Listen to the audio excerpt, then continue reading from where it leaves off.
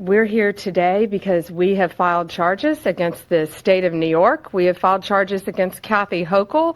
We have filed charges against Letitia James and Mark Schroeder, who is with DMV. This is a new DOJ, and we are taking steps to protect Americans, American citizens, and angel moms, like the mom standing right behind me, who you're going to hear from in a moment. New York has chosen to prioritize illegal aliens over American citizens. It stops today. We're here today because we have filed charges.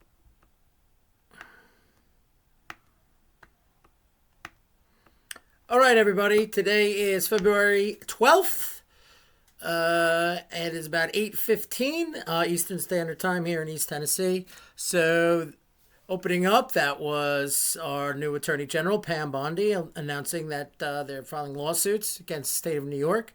I believe the core issue of this, from what I've read, is basically the illegal driver's licenses, what they call the green light law, which I will tell you is insane.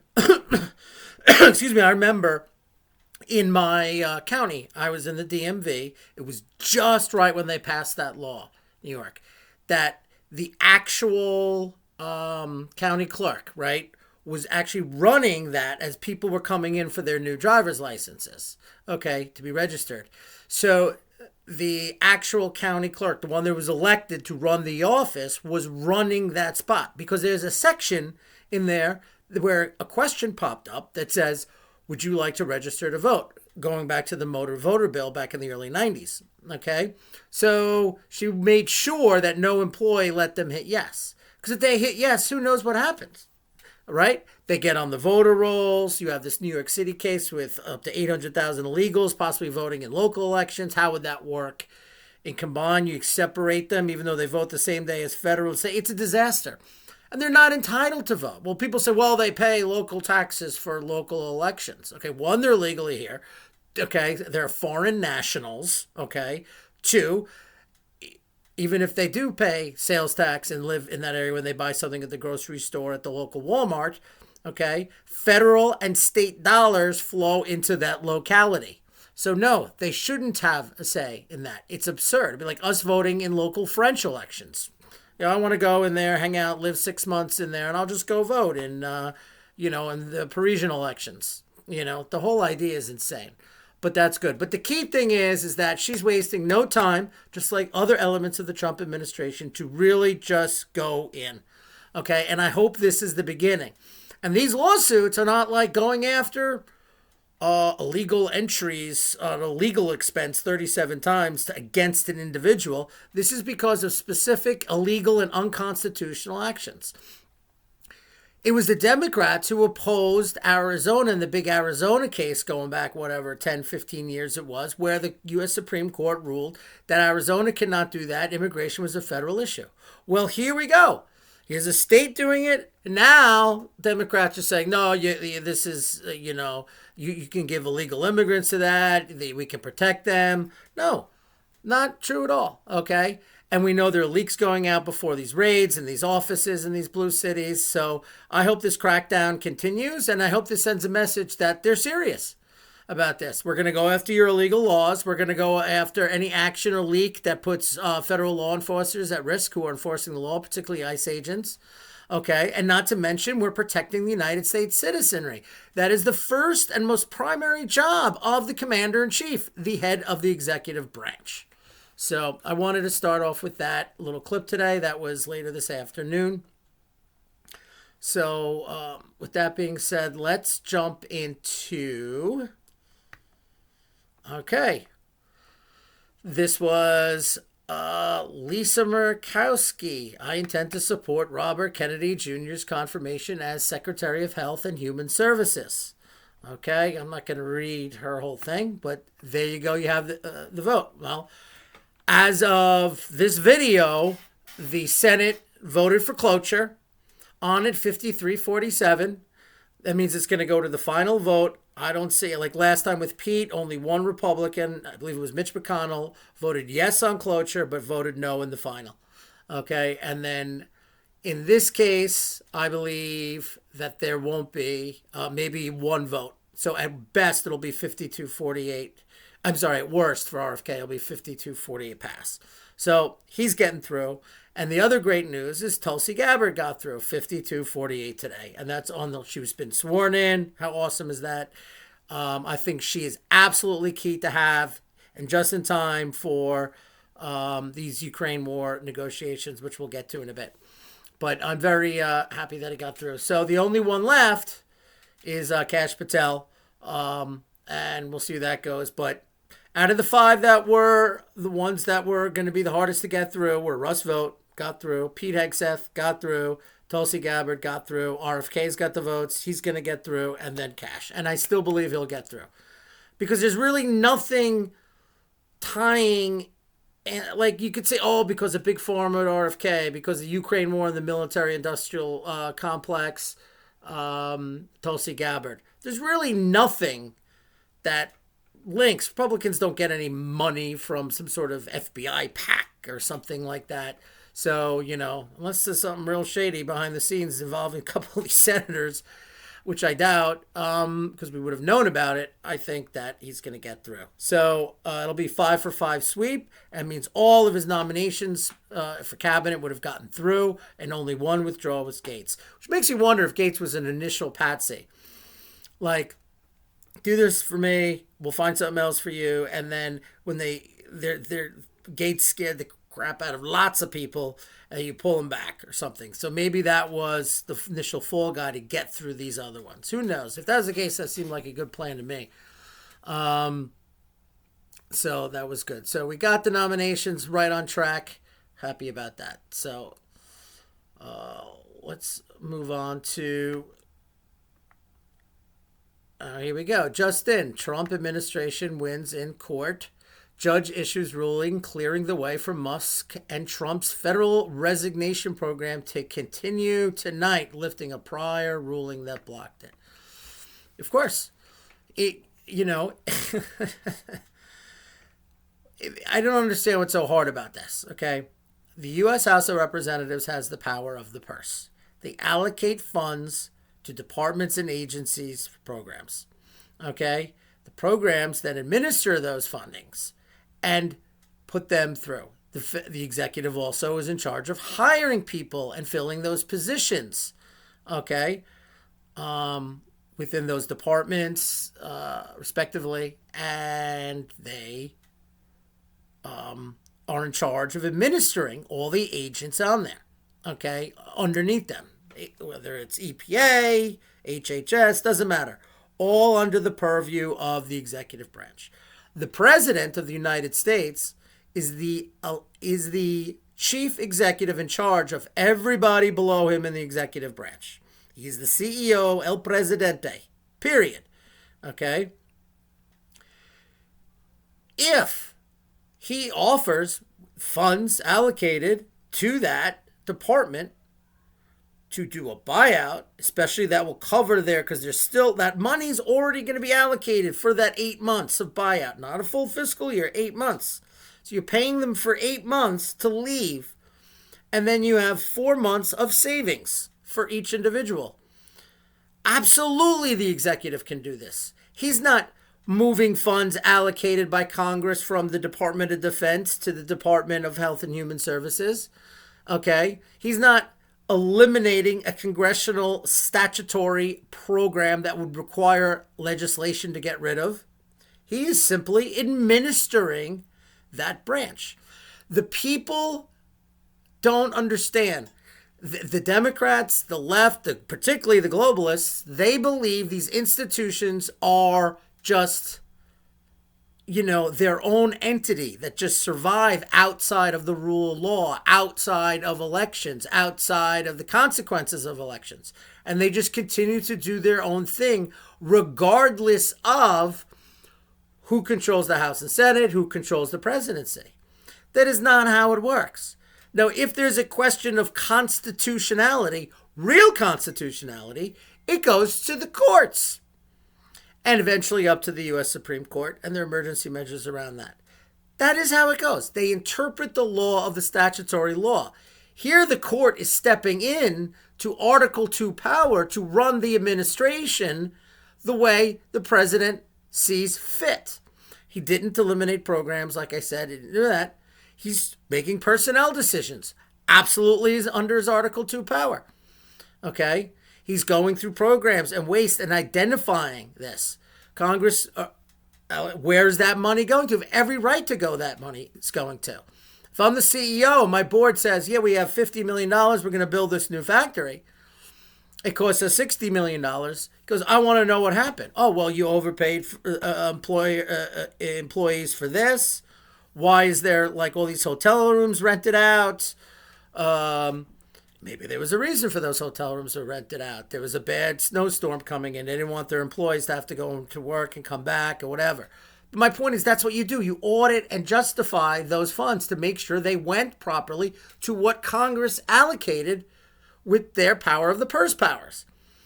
It is not only is it able to do it, it's his responsibility and duty to do it. Okay? And he and no one beneath him is accountable to the electorate because he's the only one in the executive branch that is elected. Okay? Which makes the people the sovereign. And he is the only one that reports to them. Now, the department heads and others get confirmed and they are immediately approved by the Senate, elected by the people of their states. The House gives them the funds to operate these agencies. Okay? The court has no say in how these agencies are run. Zero. Zilch. Nada. Unless you have a civil rights case, something to that effect. But as far as the daily operations of these agencies and these departments, the court has no say in that administering of it, unless a specific statute was violated. But no one is citing the specific statute from violating. That's why just continue on what you're doing, because eventually the district courts or a Supreme Court, an emergency or whatever will come through. And just like the case of the resignations, it didn't take long for that to get thrown out as well. So, that being said, let's move on. All right, we're going to do a little economics here today. So, we want to know about the true inflation, okay? It's been going on basically since Biden took office. This is the totality. So, look at these charts. Hotels, 35%. Window coverings, 32%. Vehicle repair, 45%. All right. Sporting events, almost 50%. Airfare, over 30%. Financial services. Delivery services, vehicle insurance, leased vehicles, veterinarian services, all over 30%. Folks, that's 6% a year minimum, more like 7%, sometimes 8 or 9% annual inflation. All right? Same chart, but this is related to energy. So let's go to the bottom here. Gasoline, 35. Diesel, over 40. Natural gas, over 35. Propane, 25. Electricity, 30. Home heating oil, over 50%. Now let's think about it. Natural gas. You need natural gas for fertilizer, food production, energy. That's why electricity is going up. Oil. Okay, the price of oil's gone up. It affects everything. It goes into plastics and producing certain food products, containers, medicines, oils. Okay, not to mention heating your car and energy. Okay, so all these things are related. Now, how did these things happen? It's very simple. Huge, massive restriction of energy production in both Europe and the United States, okay, because of green policies. The restriction of, at least for Europe, the Russian energy and gases, okay, going to Europe because of the sanctions put on Russia, and that effect taking Europe and the United States out of that market, then the United States had to go over 100% LNG terminals to make up for the European lack of energy. And we had to export to them. So instead of ramping up production in the United States, whatever we did in terms of that over 100% LNG terminal production could have came to the United States. It didn't. We had to supplement Europe. And also the green bullshit, right? In Europe, they shut down nuclear power plants, coal power plants, and everything. And there you go. Then you print money, okay, and you have inflation. Demand side, supply side, pull and push, inflations. Both ends of the spectrum. That was the exact, everybody saw it on the wall. Okay, so that was the end numbers of basically the entire Biden administration. That affects the purchasing power of Americans. Okay, then you couple that to fight the inflation, interest rates went through the roof, and then you had rising credit card debt, increase in card loan defaults, increase in personal bankruptcy, the rise of credit card debt over $1 trillion.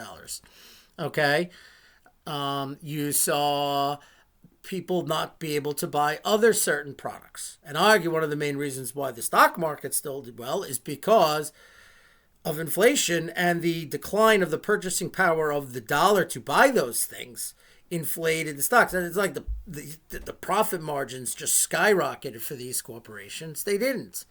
It's just that the dollar was buying less of these shares. So, that's just the end of it. And you look at food. Everything goes into food. You got, like I said, natural gas and other agricultural products go into fertilizer. You need energy to operate the tractors and so forth, like water to water the plants. You have to bring the food to market. There are certain other things that are used in farming and agriculture. And only fishing, same thing, fuel for the boats, refrigeration. So, energy just hits everything. And that, Trump has mentioned that, and he's correct on that. So, there we are with that. So, speaking of some energy, to give you an example, since I was the United States, I found this, I thought it's interesting, it's Germany. This is per megawatt hour of energy, of base load electricity in Germany. Look at that. Pretty flat there for a while, fueling the industry. 21 goes up, green. That's the Sergeant Schultz getting into power with the Greens and the lefties in Germany, green stuff. Then the war breaks out, get huge spikes initially when they start to sanction Russian gas. And it goes down a little bit because we're kicking in a little bit, and there's also a slowdown in their economy. But then you have other spikes, and it's spiking up again right now. But consistently higher after the Greens take over. As a matter of fact, you take this line over to left to right from 2021 all the way through, it doesn't go below that line again. Now, the little chihuahuas.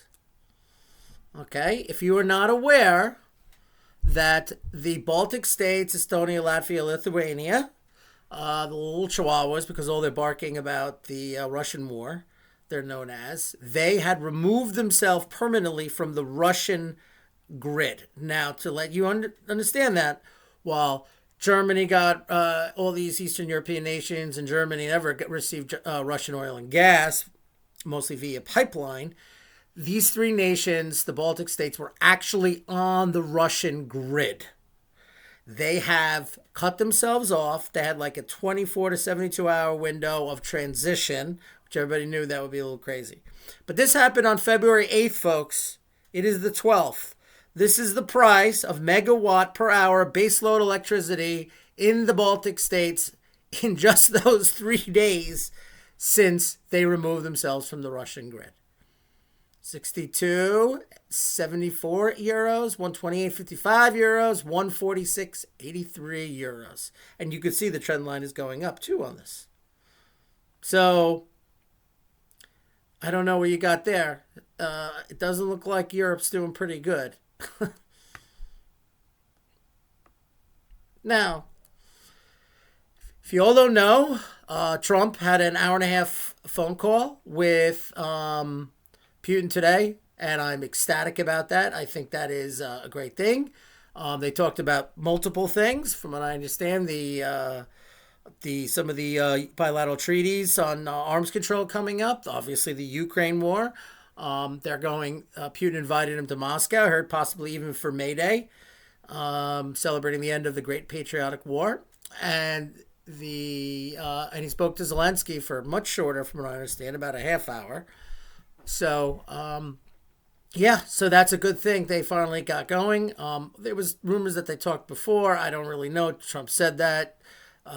Moscow probably did, but Moscow probably just wanted to hold it to their vest. But, so we'll see what the negotiations go and how they go. But this is one thing I wanted to point out. One of the things that Trump said was about Ukraine's rare earth minerals. Okay, now these are rare earths, mines, etc., precious metals, radioactive elements, oil, gas, ores, okay, coal, and rare earth. Now, if you look, everything in that light gray is under the control of Russia. Those are your 4 provinces. Okay. And if you notice, the vast majority are in the Donbass. That's that little dark gray. That's where the red is, the light blue. Okay. And a lot of that pink rare earths. Okay. And you see how concentrated it is, even up there in the Kharkiv region to the north, and even a little southwest into Zaporozhye. Okay. But basically, and that's one of the reasons why Ukraine was so adamant about keeping these territories when they went.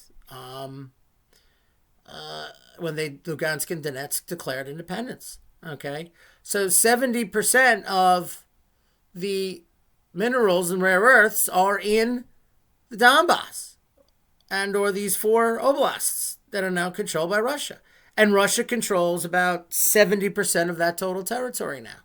So how is Ukraine going to do this now? What you see in the other dots, that's mostly oil, some ores, some gas. But we have oils, gas, and ores. At least it shows that Ukraine's going to still have a lot of this stuff, especially access to metals. So they should seriously now, they're just going to lose access to rare earths, a lot of coal. And that's why there were a lot of industrial cities. That's why all these cities were high rises and very important, because they were huge industrial cities that they were fighting over, because that's where the minerals were. Just like all the coal near Pittsburgh, where they made steel, etc. So I just don't think there's a lot of leverage there, because Ukraine just doesn't have really that much to give us, because Russia is, out of the real stuff we would want, Russia's in control of that wagon. So I just think that's important to point out. Okay, so great to talk to peace.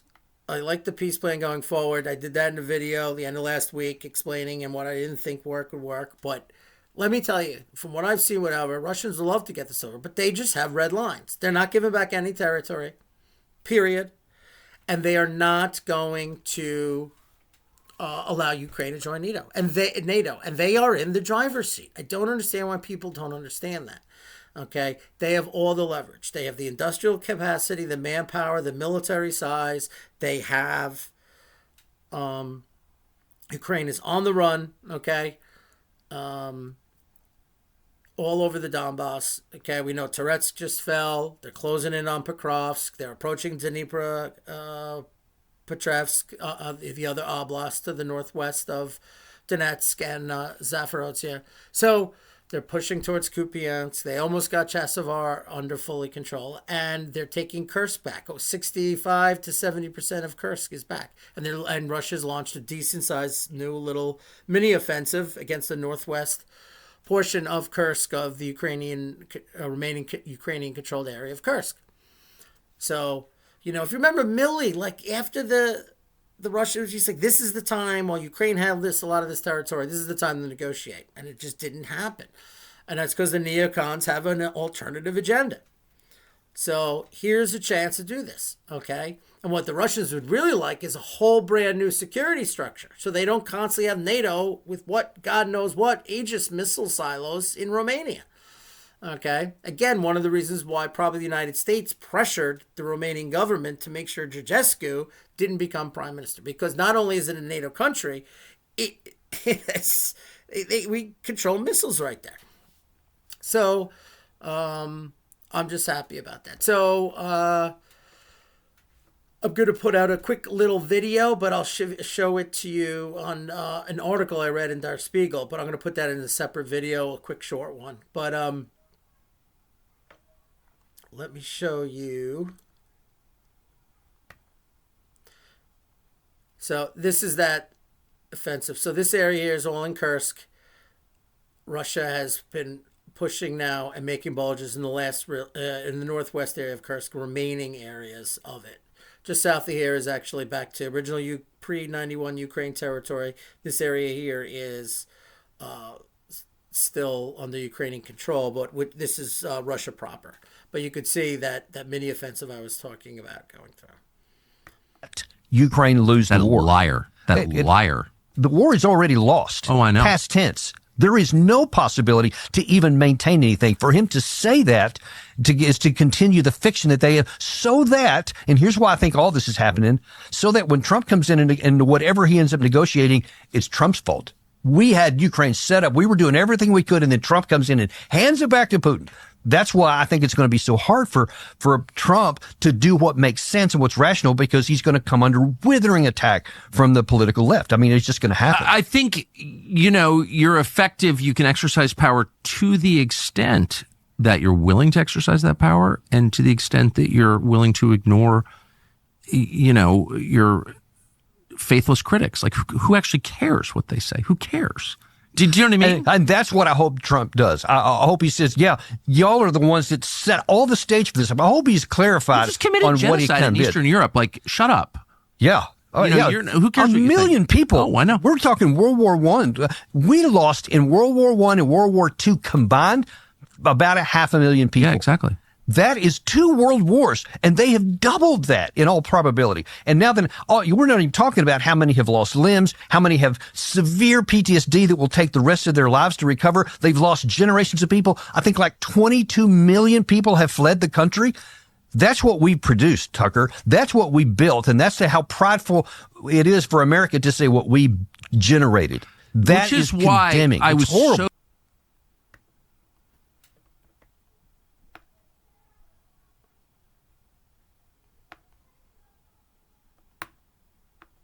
So that was Colonel Davis with Tucker. Colonel Davis, you don't know, served with Colonel Douglas McGregor in the Gulf War. He served in Afghanistan. He gave differing opinions to Congress about what was going on. He was right. His analysis is right. His sources are correct. And you should watch his show, learn a lot there. But, yeah. So everything he said is pretty much accurate and sums it up. Okay. Russia is in the driver's seat and has leverage. All it wants, okay, it's never coming back to what it was with the West. But they would love to not worry about what's going on their western border, period. And they would love to dialogue with the West and trade with the West and have a relationship with the West. They have products we could use. They would probably like to buy some of our products. So, and that's what it is. And if you study the history of this going back from 91 up to 2002, 2008, 2014, those seem to be the key years that put us in this position. But I just want people to understand that, in my opinion, and others who I trust and sources I trust, that, that Russia's in the driver's seat here. And they're not going to concede anything. And if you can't threaten them with sanctions, okay, because they've been sanctioned with 10,000 of them, okay, and their revenues are up. Their GDP is up 4% this year, okay. They're building new things, okay. They've adapted, okay. When Western companies left, they adapted to things. So what I wanted to show you before I wrap up, this is what I'm going to do a little video on. I think I already had it up a second ago. Ukraine lose the war. Is this. Now, this was a column written by Miguel Zygar in Der Spiegel, and I got a hold of most of it in English. So I'm just going to do a quick video about it. He's talking about a blogger. He's talking about a well-known blogger in that part of the world, personal life, and how the average Russian sees and how it affected and whatever, from basically how their life has changed when the sanctions hit, how they adjusted, and their mindset and so forth. And they're much more patriotic now. They buy much more patriotic. And what people don't understand is that instead of Russian money or the oligarchs' money and all this investing in places like Europe and things like that, that money came back to Russia because they couldn't put it anywhere else. And it started to go to work in Russia. Okay? And when Western companies, if you went to like the Moscow Mall right after the sanctions, yeah, the Lego store pulled out and Starbucks pulled out. And there were empty places and people couldn't buy French pocketbooks and stuff. But what happened was a lot of the materials were manufactured in Russia and so forth. And what they did is they basically converted those factories and those stores. For example, Starbucks coffee is now Star Coffee. I believe like a famous Russian hip-hop artist was one of the big investors. And they got there, they found whatever additional materials, and they're using their own factories and other nations that they work with to get those products in there. And now there's barely anything empty in the stores. And instead of the profits flowing outside of Russia, they're staying inside Russia because they converted everything to domestically production. And that has helped smaller towns, bigger cities, more moderate-sized cities. It's made St. Petersburg and Moscow and all the others flourish, okay, to an extent. And not to mention because they're producing a lot more weapons and tanks because of the war, and to increase their size of their military from which was about Army was about 450 at the beginning of the special military operation. It's almost up to 1.2 million now, with 600,000 to 700,000 on the Ukrainian front, because they want a different force in the back should they end up going to war with NATO ready to go, and they rotate them out. So even these empty factories that they never dismantled, and a lot of factories in Russia, people don't know, they have surge capacity built in.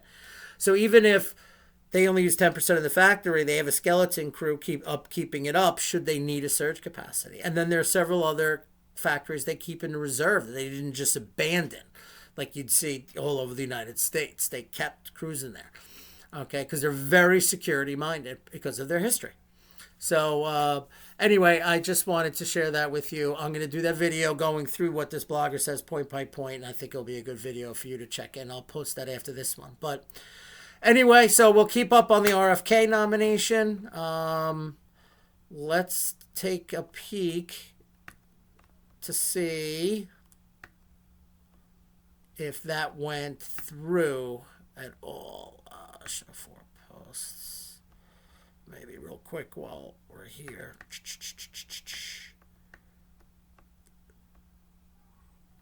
What was that breaking news?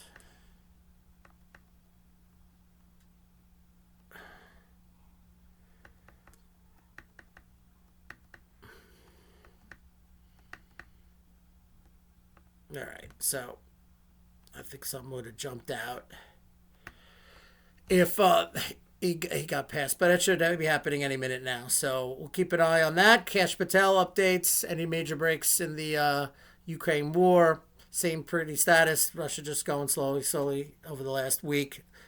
Nothing major really since Touretsk. There have been a lot of missile strikes. Russia hit the largest gas processing plant in the Kharkiv, I believe it's pronounced, region, which is west of there.